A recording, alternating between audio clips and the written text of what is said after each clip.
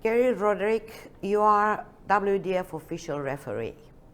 What inspired you to become a darts referee, and how did you get involved with the WDF? As a child, I was always sort of I wanted to be a commentator. As a child, so like football, rugby, I loved sport. But what got me into it really was quite a strange story. When I was about 12, 13, my friend's parents owned a pub in Torquay. And at that age, we weren't allowed to play in the darts leagues till we were about 15. So Handel Rich, the man who sort of took me through it all, really said that the only way you're going to learn is by sort of refereeing and marking games. So for about 3 years, didn't play in any competitive, just sort of refereed. Without him, really, I wouldn't sort of have got doing what I'm doing. So with the WDF, it came after my 2020 O2 World Championships.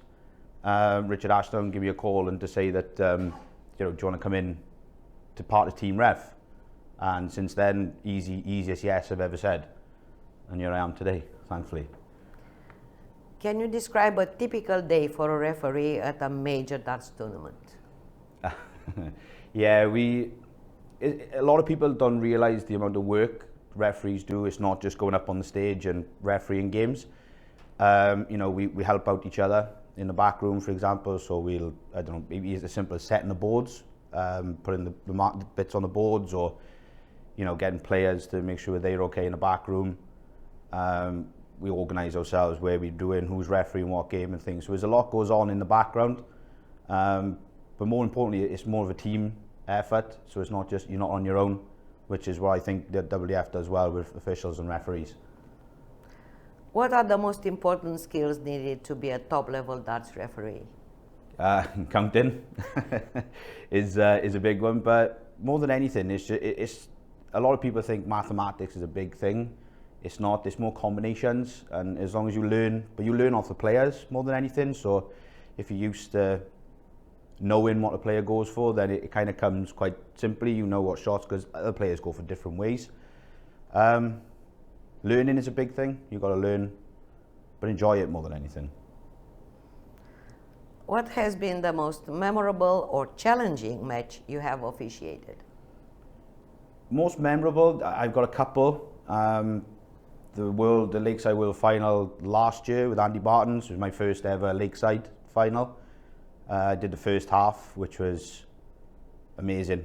To be honest, it was the best feeling for me to do a WDF one. But even though it was a tough year in the BDO in 2020, we created history by having the first ever 3 Welshmen on the stage in the 2020 between Wayne Warren, Jim Williams, and myself, and actually calling the last part of the final, and that was the most memorable. Every match is challenging. Every game is challenging. It's difficult to sort of get into games as well. When you don't know the players and you don't know what they go for, then you've got to try and work it out yourself. So every game is very difficult. But the longer the games go on, that's the most challenging, because you've got to keep your brain and you've got to keep concentration. So the longer the games go on, the difficult it gets. How do you support yourself during high-pressure matches? What motivates you? What focuses you? It's sort of being in bringing yourself into the limelight, sort of, the atmosphere, the crowd, the nerves, the adrenaline you get. If a game is going really well when players are scoring high, and you've got to sort of keep up with the scoring and the intensity of it. But motivation is just being on the stage and actually refereeing these world-class players, whether it's in the WDF, BDO, PDC, even floor events, little tournaments like, opens and festivals, though, they are the ones that sort of keep you going, because if you don't love your job, then you don't need to do it. How do you handle difficult situations such as players' disputes or controversial calls during a match? Again, you just got to keep professionalism. You've got to try and just be as professional as possible, and you've got to try and calm the situations. If there is any bother, then you've got to try and be in control. You're in control of that sort of moment. You're the referee. You've got to make sure that the game goes as smoothly and as flows as best possible. The players can be difficult sometimes, but you just got to concentrate and just keep your head sort of on that moment, and if there is any disputes, then if you have to remove the players off the stage, then you have to, you've got to take that on yourself. So concentration, professionalism is a big thing for that, to do that. How has technology changed the role of a referee in darts, and do you see digital tools playing a bigger role in officiating? Yeah, like with Darts Connect coming through, I think it's made a massive difference. With the technology side of things, you're up there on your own, but with other games, you obviously got markers either side of you. So both ways is a great example. But I feel Darts Connect has changed darts massively over the last 6 years now, 5-6 years, and it helps a lot. It makes it a lot easier for us as officials, because very rarely does a screen make a mistake. It does make our job a little bit easier, but I think it's brilliant that's come in, and I think it's probably the way to go forward 100%, maybe in future reference as well. Do you think automatic scoring systems and artificial intelligence could ever replace human referees in professional darts? Tough question. I hope not. At the end of the day, I love what I do. You don't want it to be a robotic, easy system. We got a big part to play with the officials, with players. At the end of the day, players, we get along with the players. Some players know their referees and what they're doing. So, some players like certain referees doing their game. So I think if it ever went to automatic games, I think it's going to go down the wrong way.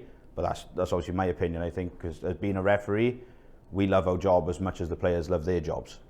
So I think it's important for us to keep doing what we're doing. What advice would you give to someone aspiring to become a referee?